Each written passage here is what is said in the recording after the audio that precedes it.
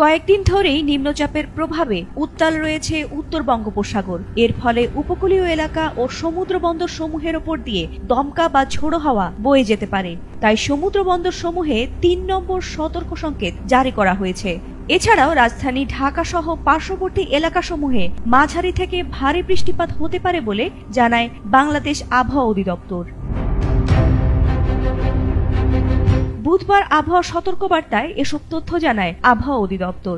সেখানে বলা হয়, পশ্চিমবঙ্গ ও তৎসংলগ্ন এলাকায় অবস্থিত লঘুচাপটি একই এলাকায় অবস্থান করছে। এর প্রভাবে উত্তর বঙ্গোপসাগরে বায়ুচাপের তারতম্যের আধিক্য বিরাজ করছে। তাই উত্তর বঙ্গোপসাগর, বাংলাদেশের উপকূলীয় এলাকা ও সমুদ্র বন্দর সমূহের উপর দিয়ে দমকা বা ঝোড়ো হাওয়া বয়ে যেতে পারে।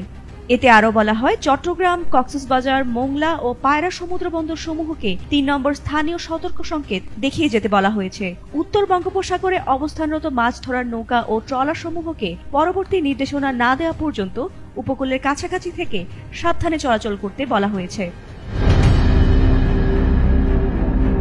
এদিকে রাজধানী ঢাকায় গত ২৪ ঘন্টায় ৪৫ মিলিমিটার বা ভারী বৃষ্টিপাত রেকর্ড করেছে আবহাওয়া অধিদপ্তর। আর আজও ঢাকা সহ আশেপাশের এলাকায় আকাশ মেঘলা থেকে মেঘাচ্ছন্ন থাকতে পারে বলে পূর্বাভাস দিয়েছে সংস্থাটি।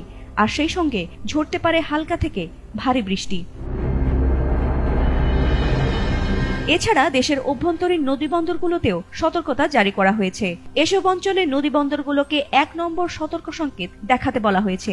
এছাড়া খুলনা, বরিশাল, পটুয়াখালী, নোয়াখালী, কুমিল্লা, চট্টগ্রাম ও কক্সবাজার অঞ্চলের ওপর দিয়ে দক্ষিণ বা দক্ষিণ পূর্ব দিক থেকে ঘন্টায় ৪৫ থেকে ৬০ কিলোমিটার বেগে অস্থায়ীভাবে দমকা বা ঝোড়ো হাওয়া সহ বৃষ্টি ও বজ্রবৃষ্টি হতে পারে।